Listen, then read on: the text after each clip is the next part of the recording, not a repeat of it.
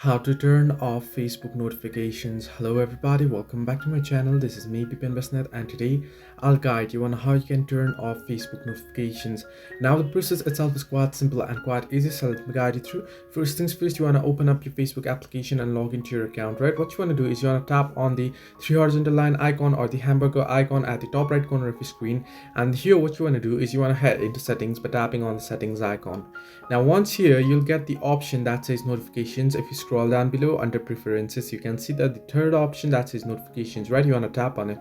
Now here you'll be able to choose what notifications you want to receive and not receive. Suppose you want to turn off comments notifications, simply tap on comments and you can see the push notifications, email and SMS. You can disable it from here. So here you can see friend request, and similarly if you want to toggle on or toggle off any other notifications, you'll have to go through them and you'll have to toggle it off, or you can toggle it off directly allow notifications on Facebook.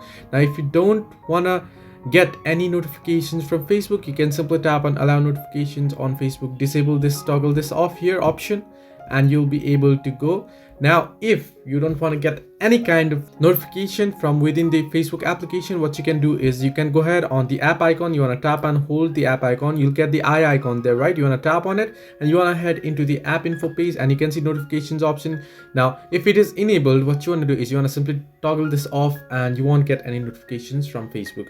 So this way you can turn off Facebook notifications. Hope this helped you. Do like and subscribe, and do not forget to leave a comment down below if you have any further issues.